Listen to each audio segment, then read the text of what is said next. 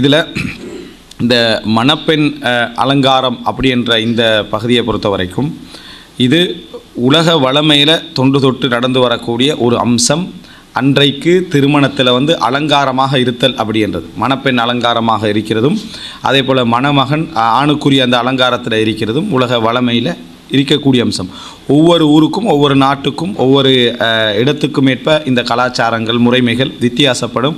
இதில் மார்க்கத்துக்கு முரணாகாத வரைக்கும் மற்ற எல்லாமே அனுமதி தான். இதுதான் அசல் எப்படி புரிஞ்சுக்கொள்ளணும்னா, இதில் மார்க்கம் இதை தடை செய்கிறது என்ற ஒரு பகுதி வரும் வரைக்கும் மற்ற எல்லாமே அனுமதி அப்படின்ட்டு தான் நம்ம என்ன செய்யணும், புரிந்து கொள்ள வேண்டும்.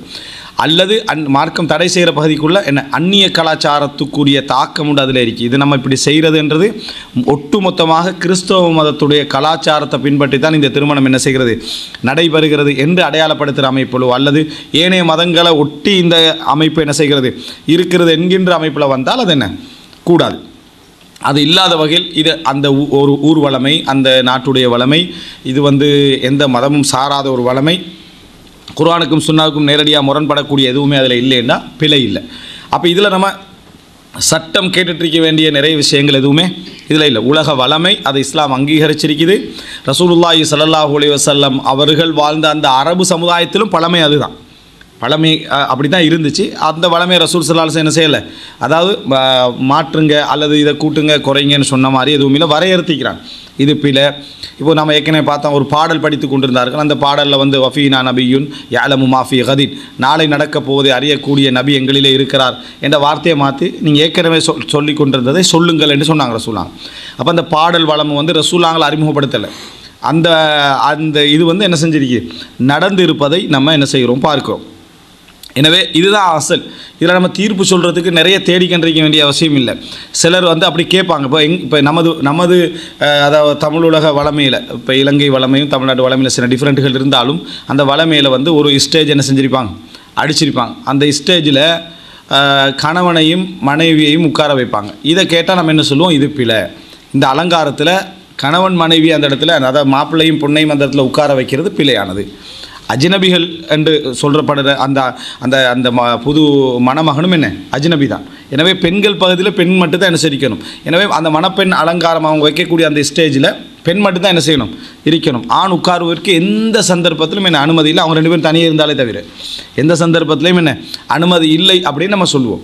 இது மார்க்கத்துக்கு முரணான ஒரு செயல். அப்படி இல்லாமல் அந்த ஸ்டேஜ் அலங்காரத்தை வந்து ஒரு அழகான முறையில் ஜோடித்து என்ன ஒரு ஒரு நியாயமான, அது வீண் விரயங்கள் இல்லாமல் ஒரு அலங்கார லெவல் நம்ம சொன்னோமே, அது அவரவருடைய வசதிக்கே இப்போ என்ன செய்வாங்க, அதை செய்வார்கள். அதை அலங்கரித்து வைப்பது, அவர்கள் அங்கே வந்து உட்காருது. இப்போ ஸ்பெஷலாக வந்து பெண்களுக்கெனவே சில ஆடை முறைகள் என்ன செய்யும் இருக்கும்.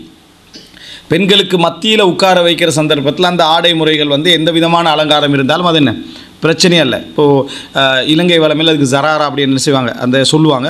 அந்த ஜராரா சிஸ்டத்தில் அவங்கள கொண்டு வந்து ஒரு நெட்டு போன்ற ஒரு ட்ரெஸ்ஸை போட்டு வைக்கிறதெல்லாம் பிழை இல்லை.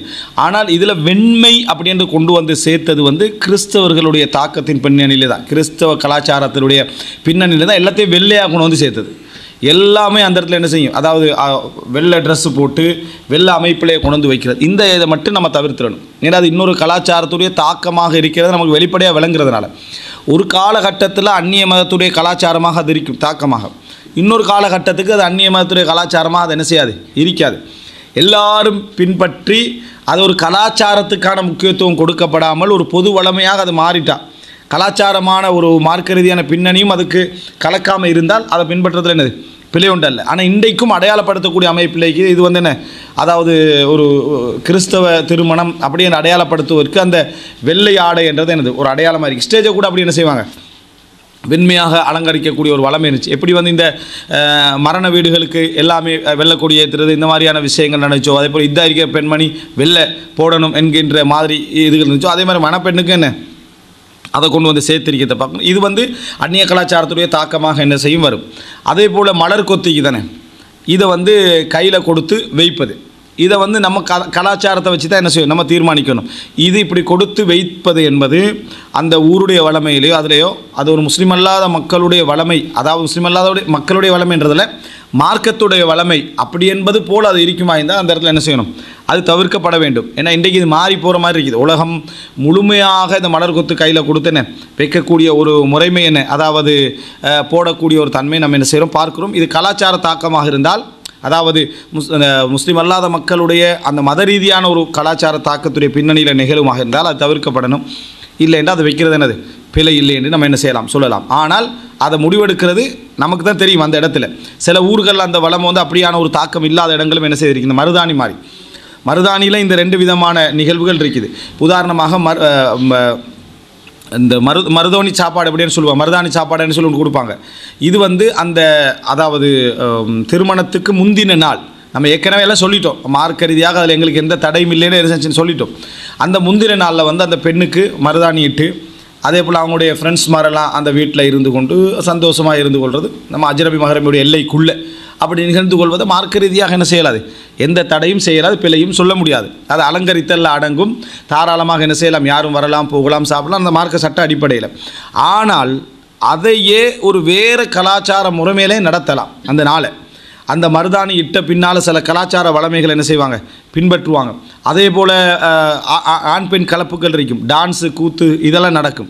இந்த மாதிரி நடக்குமாக இருந்தால் மார்க்க ரீதியாக அது என்ன ஒரு பிழையான ஒரு நிகழ்வு, தவறான நிகழ்வு. மற்றபடி மருதாணி நிகழ்வு அப்படி என்று சொல்கிறது வந்து அரபுலகத்துலேயும் இருக்குது. இங்கேயும் வந்து என்ன செய்து அரபு உலகத்திலையும் அந்த திருமணத்துக்கு முன்னால் உள்ள அந்த வளமை வந்து அரபு உலகத்திலையும் இருக்கிறது அப்படி என்பதை நம்ம புரிந்து கொள்ள வேண்டும். எனவே அதை நம்ம தடை செய்வதற்கு நம்ம ஏற்கனவே பொது அடிப்படை சொல்லிட்டோம், பொதுவான அடிப்படை சொல்லிவிட்டோம். அதே மாதிரி இந்த அலங்கரித்தல் என்ற அந்த நிகழ்வு இதுதான். அதாவது இந்த அடிப்படையில் அலங்கரித்தல் என்பது கலாச்சார தாக்கங்களோ மார்க்கத்துடைய நேரடியான தடைகளுக்கோ உட்படாமல் என்ன செய்ய வேண்டும், இருக்க வேண்டும். இதுதான் அந்த அசில். இந்த அசிலை நம்ம புரிஞ்சிட்டோம் என்று சொன்னால், இப்போ அதே போல் ஒரு மணப்பெண்ணுடைய ஆடை இருக்குது, அலங்காரம் அந்த ஆடை, அதை என்ன செய்வாங்கன்னு சொன்னால் ஒரு கிட்டத்தட்ட 2-3 முழத்துக்கு நீளமாக எடுத்து என்ன இழுத்துட்டு வர மாதிரி வச்சுக்கோலாம். இதை ரசூல் ஸல்லல்லாஹு அலைஹி வஸல்லம் என்ன செய்யலை, விரும்பலை. அது பெண்ணுடைய ஆடையாக இருந்தாலும் சரி, நிலத்தில் இழுபட்டு வரக்கூடிய அமைப்பில் இந்த மாதிரி இருப்பது பெருமையுடைய அடையாளமாக ரசூலுல்லாஹி ஸல்லல்லாஹு அலைஹி வஸல்லம் செஞ்சாங்க, சொன்னார்கள்.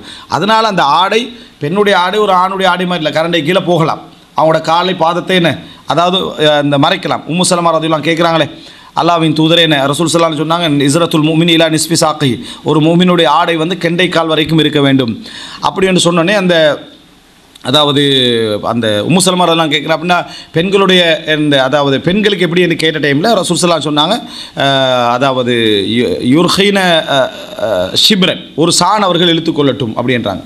அப்படின்னா அது கரண்டைக்கு வரைக்கும் வந்துடும். அப்போ சொல்கிறாங்க இதன் தன்கஷிஃபு அக்தாமுன் அப்படின்னா அவங்களோட பாதங்கள் விளங்குமேனாங்க.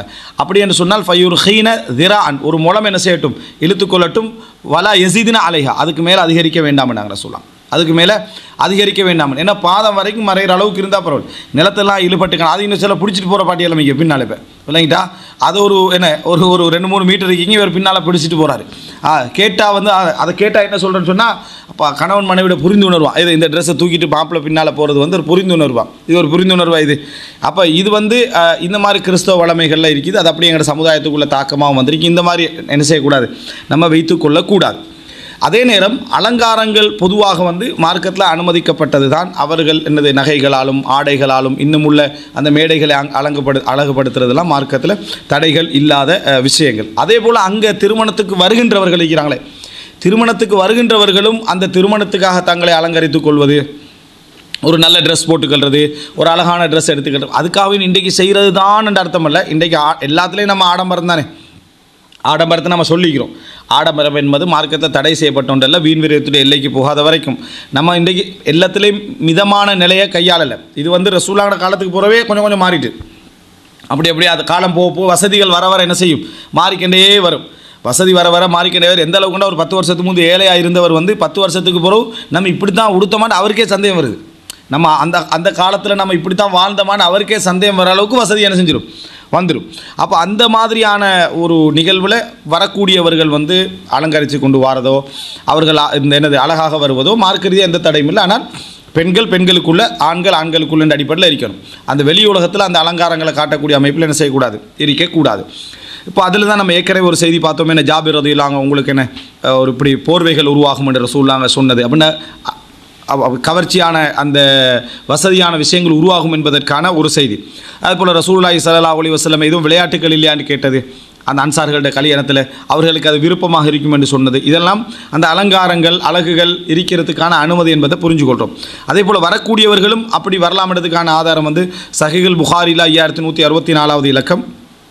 அதாவது ஆயிஷா ரலியல்லாஹு அன்ஹா அவங்களுடைய மாலை காணாமல் போகுமே, ஒரு மாலை காணாமல் போகும். அதில் எப்படி வருதுன்னா, அண்ணா இஸ்தாரத் மின் அஸ்மா கிலாதத்தன், அஸ்மா பின்த் அபி பக்கரிடமிருந்து ஒரு மாலை அவர்கள் இரவல் வாங்கியிருந்தார்கள் வரும். மாலையை இரவல் வாங்கியிருந்தார்கள், அதுதான் காணாமல் போச்சு. அப்போ அதை அவங்க தேடுறாங்க, அந்த மாலை என்ன செய்கிறாங்க, தேடுகிறார்கள் அப்படின்றத பார்க்குறோம். அப்போ இந்த செய்தியில் என்ன தெரிஞ்சுக்கிறோம்னு சொன்னால், அந்த மாலை காணாமல் போன அந்த நிகழ்வு இஸ்தாரத், அவங்க வந்து அந்த சகோதரிடமிருந்து இரவல் வாங்கியிருந்த அந்த நிகழ்வு ஒரு முக்கியமான செய்தி. ஒரு நமக்கு நம்பிக்கையானவரிடமிருந்து நம்மகிட்ட இல்லாத உண்டை இரவல் வாங்கி நம்ம போட்டு கொண்டு போகிறதெல்லாம் என்னது, இருந்தால் உள்ளதை போடு, இல்லைன்னு சொன்னால் இரவல் வாங்காதன்னு சொல்கிறதெல்லாம் மார்க்க ரீதியாக மட்டும்தான் நம்ம பார்க்கணும். மார்க்க ரீதியாக அப்படி ஒரு அலங்கார ஆடையையோ அலங்கார என்ன ஒரு மாலையையோ அல்லது ஒரு காப்பை எடுத்துக்கிட்டு போட்டுட்டு போகிறது பிழை இல்லை, அவங்களுக்கு இல்லை அந்த நேரத்துக்காக எடுத்துகிட்டு போகிறது என்ன அது பிழை இல்லை. இதுக்கும் சொல்லுவாங்க, அந்த கவரிங் நகை போடுவாங்களே அதுக்கும் கொஞ்சம் பேர் தத்துவம் சொல்லிட்டுப்பாங்க, இருந்தால் அது போடுறது என்னத்துக்கு, அது மாதிரி காட்டுறது, தங்க நகை இருந்தால் போடுறதா, இல்லாட்டி அது மாதிரி ஏன் காட்டுறது, கவரிங் ஒரிஜினலாக போட்டு பழகுங்க அப்படி என்று சொல்லி இந்த இவனுக்கு பிரச்சனை, ஒரிஜினலாக போட்டு வரணும் பிரச்சனை தானே, ரெண்டு ஒன்று மாறிக்கிறது, ரெண்டுமே உண்டாகிறதுல அவன்கிட்ட பிரச்சனையில் அவன் என்ன சொல்கிறதுன்னு சொன்னால், உள்ளதாக இருந்தால் போடுங்க, இல்லைன்னா என்ன செய்யுங்க நீங்கள் விட்டுட்டு போங்கன்றது. ஏன் அவரும் கஷ்டப்பட்டு வாங்கி போட்டிக்கிறாரு, இவர் சாதாரண மூட்டில் போட்டியா, ரெண்டும் ஈக்குவலாக என்ன செய்யுது விளங்குறதுல ஒரு பிரச்சனை. மார்க்க ரீதியாக இதெல்லாம் என்ன செய்யலாம், போடலாம், பிழையில் அலங்கரித்து கொள்ளலாம். இரவல் வாங்கியும் என்ன செய்யலாம், அவங்க நம்ம உரிய முறையில் திருப்பி கொடுக்க முடிந்தால் இரவல் வாங்கியும் நம்ம என்ன செய்யலாம், போட்டுக்கொள்ளலாம். இடத்துக்கு இந்த செய்தி என்ன, ஆயிஷா ரலியல்லாஹு அன்ஹா அதை இரவல் வாங்கிட்டு போனது ஒரு ஆதாரமாக இருப்பதை நம்ம என்ன செய்கிறோம் பார்க்குறோம். அடுத்தது வந்து இந்த அதாவது மணப்பெண் ஆடை என்பது சம்பந்தமாக ஒரு செய்தியை நம்ம பார்க்குறோம். என்னென்னு சொன்னால் சஹீஹுல் புகாரியில் 2628வது இலக்கத்தில் வருது. அப்துல் வாஹித் இப்னு ஐமன் அறிவிக்கிறார், அவருடைய தந்தை ஐமன் வழியாக, தகல்து அலா ஆயிஷா, நான் ஆயிஷா ரலியல்லாஹு அவங்கள்ட்ட போனேன், அலைஹா திரு உக்கித்ரின், அவங்கள்ட்ட வந்து ஒரு அதாவது ஒரு முந்தானை இருந்துச்சு, ஒரு முந்தானை என்ன செஞ்சது இருந்தது, சமனு ஹம்சத்தி தராஹிம், அவருடைய விலை வந்து என்னென்னு சொன்னால் 5 திர்ஹம், அவனுடைய விலை வந்து 5 திர்ஹத்துக்குரிய ஒரு முந்தானை இருந்துச்சு. அப்போ 5 திர்ஹத்துக்குரிய முந்தானை வந்து ஓரளவு பெருமதியான முந்தானை தான், 5 திர்ஹத்துக்குரிய அந்த முந்தானை வந்து ஓரளவு பெருமதியான முந்தானை. அப்போ ஃபகாலத் இர்ஃபா பஸரக இலா ஜாரியதி, அவர் சொல்கிறாரு, இந்த வேலைக்காரியை காட்டி சொல்கிறாங்க, அவள் வந்து அடிமை பெண், சரியா, அடிமை பெண்ணாக இருக்கிறவங்களோட ஆயிஷாரெலாம் எப்படி நடந்து கொள்கிறான்னு பாருங்கள். எப்படி சொல்கிறாங்கன்னா, இவங்களை பாருங்கள், ஃபஇன்னஹா துஸ்ஹா அன் தல்பஸஹு ஃபில் பைத், இதை வீட்டில் உடுக்கலான்றா, இந்த முந்தானையை அவள் வீட்டில் உடுக்கிறதுக்கு ஏலான்னு சொல்கிறான். யார், அந்த அடிமை பெண் சொல்கிறாவாம், அவங்க செட் ஆகிறலன்னு சொல்லி, அதாவது கொஞ்சம் அது வந்து லோ மாதிரி இவனோட பார்வை, லோ கிளாஸ் மாதிரி, அவங்க இது எனக்கு செட் ஆகாதுன்ற மாதிரி அதை உடுக்கிறதுக்கு வெக்கப்படுறான். வக்கது கானலி மின் ஹுன்ன திர்உன் அலா அஹதி ரசூலுல்லாஹி ஸல்லல்லாஹு அலைஹி வஸல்லம், ரசூலுல்லாஹ்ங்கட காலத்தில் எனக்கு இதில் இருந்துச்சு முந்தானே. ஃபமா கானத் இம்ரஅத்துன் துகையினு பில் மதீனத்தி இல்லா அரசலத் இலைய தஸ்தஇருஹு, மதீனாவில் வந்து அலங்கரிக்கப்படக்கூடிய பெண்கள், திருமணத்துக்காக அலங்கரிக்கப்படக்கூடிய பெண்கள் யாரெல்லாம் அலங்கரிக்கப்படுகிறோ அவங்க எல்லாம் இதை என்கிட்ட இரவல் கேட்டு அனுப்பிக்கிறாங்க. அந்த காலத்தில் ரசூலுல்லாஹ்ங்கட காலத்தில் இதை இரவல் கேட்டு அனுப்பியிருக்கிறார்கள் திருமண அலங்காரத்துக்காக. அலங்கரிக்கப்படக்கூடிய பெண்கள் எனக்கு வந்து இந்த முந்தானையை கேட்டு அனுப்பிக்கிறாங்க இரவலுக்காக. அப்படின்னு சொன்னால் ரசூலுல்லாஹ்ங்கட காலத்தில் மணப்பெண் அலங்காரத்துக்காக ஆடைகள் இரவலாக எடுக்கப்பட்டுகிறது அப்படின்றதுக்கு ஆதாரம். இன்றைக்கு கூட அந்த பொண்ணுக்கு உடுப்பட்டக்கூடிய மணப்பெண்ணுக்கு உடுப்பட்டக்கூடிய அந்த ட்ரெஸ் என்ன செய்வாங்க, சிலர் வாங்க மாட்டாங்க, அது அமௌண்ட்டு பெருசாகிட்டால் ஒரு டைம் தான், ஒன் டைம் தான் நம்ம உடுக்க போகிறன்றதுனால ஒரு இரவல் கொடுத்து ஒரு 10,000 5,000 அப்படின்ற அமௌண்ட்டை கொடுத்து என்ன செஞ்சுருவாங்க, அதை வாங்கிட்டு உடுத்துட்டு கொடுத்துருவாங்க. அப்படி உள்ளவங்க அந்த இருக்கிறாங்க, சிலவங்க வாங்கிடுவாங்க, வாங்கினா ஒன் டைம் தான் உடுக்கலாம், பெரும்பாலும் மற்ற இடங்களுக்கு என்னது அது உடுக்கப்பட போகிறது இல்லைன்றதுனால அப்படி வாங்குறது குறைவு.